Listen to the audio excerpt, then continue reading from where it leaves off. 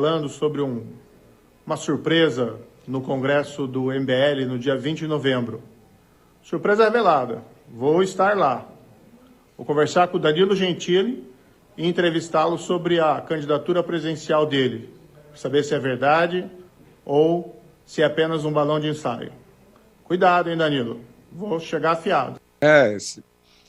Sobre ele vai estar no Congresso, entrevistando o humorista e tal. Ele virou um fanfarrão, né? Esse vídeo só um fanfarrão pode fazer. Um homem que representa o que ele representa na história. Isso não vai ser apagado, né? Porque, evidentemente, tem uma guerrinha de informação entre os ignorantes, né, dizendo, não, então a Lava Jato, na verdade, foi um cálculo. Não tem como, companheiro. Lê os processos. Lê os processos. Aquilo foi um avanço institucional contra o crime. Né? Estão lá todas as responsabilidades muito bem demarcadas. Né? A ação do Lula com os diretores da Petrobras, com os empreiteiros, com os seus correligionários, com o pichuleco. Todo o sistema está muito bem demonstrado. Isso é um trabalho virtuoso, não é porque eu quero que seja, não. É porque é.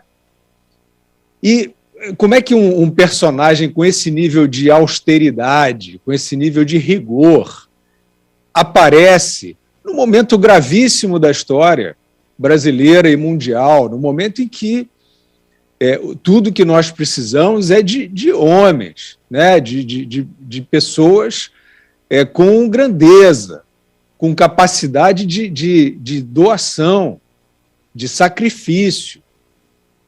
Ele fez isso, né, na sua vida durante um bom tempo. Como é que ele aparece agora dizendo que vai ver se o humorista é candidato mesmo ou não? É um palhacinho, né?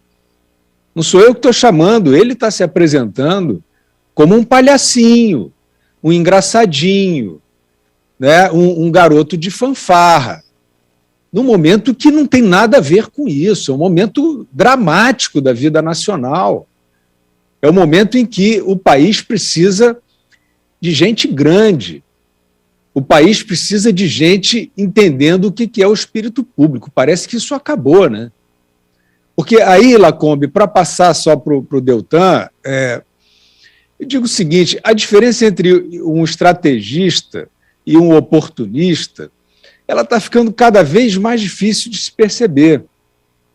Então, o que a gente tem visto aí durante a pandemia, governadores, né? Eu vou citar aqui o João Dória, né?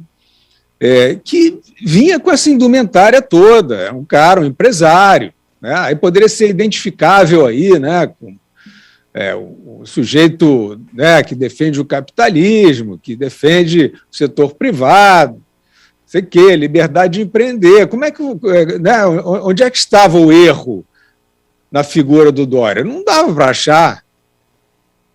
Apontando né, os problemas do PT, as malandragens do PT, tendo coragem dentro do PSDB até de colocar ali as palavras certas, né, os ladrões, o Lula, ladrão. De repente vem uma pandemia e esse personagem sai fazendo ações histriônicas dentro de uma crise sanitária, sai vendendo eficácia de trancamento que ele nunca pôde atestar e nunca atestou. Coisas muito sérias. Sai vendendo eficácia de vacina, que depois os fatos desmentem. Então, nós estamos nessa epidemia de oportunismo barato, né? E tem aquele governador, Eduardo Leite, a mesma coisa. O cara é um outdoor, né? Tal, aí fala da vida pessoal para se humanizar, mas ele foi lá e trancou, disse que aquela gôndola de supermercado você não pode ir lá não, porque senão é o vírus e tal. E eu não sei, eu acho que a opinião pública está embarcando de alguma forma nesse tipo de oportunista, mas é um oportunismo muito, muito ralo. Então, aí chegamos ao Deltan Dallagnol. Mais um que tem o seu nome na história, né, numa página virtuosa da história, da Operação Lava Jato, fez bem o seu trabalho, teve coragem e fez bem ao país com aquele trabalho. No entanto, muito antes dessa conversão aí, desse cavalo de pau da biografia do Sérgio Moro, o Deltan, para mim, já era um personagem que incomodava no pior sentido.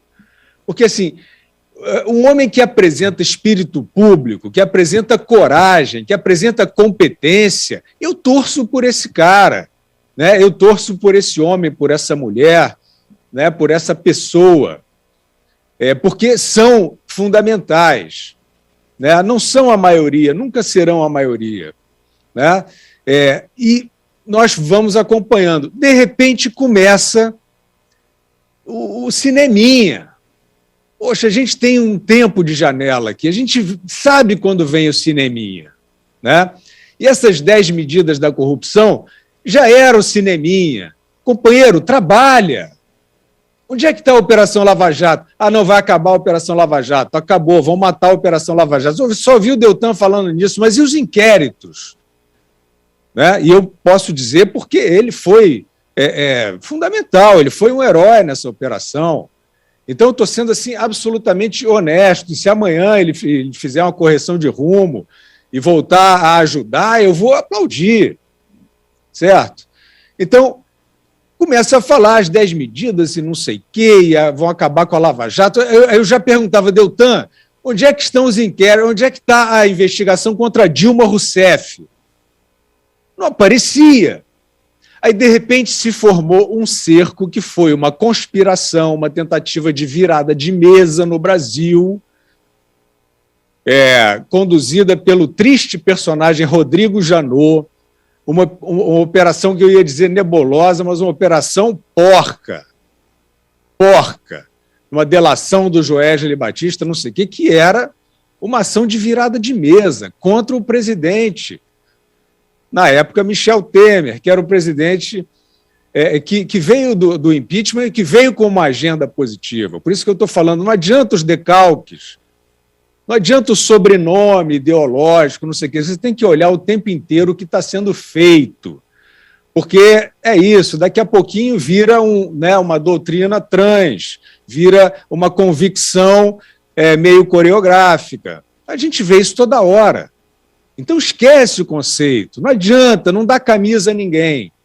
Tem que ver o que o personagem está fazendo, senão ele deita naquela caminha que ele fez.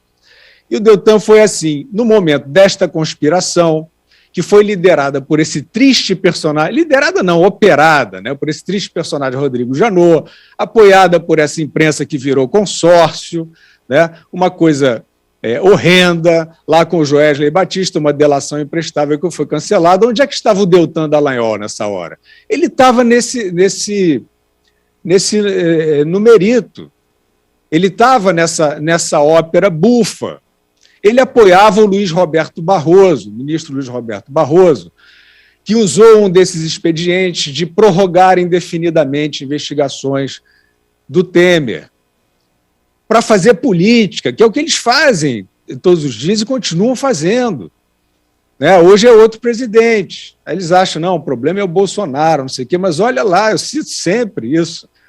Olha o cerco que vinha do STF contra o então presidente Temer, que estava tocando uma agenda liberal, uma agenda, enfim, de desintoxicação do petismo.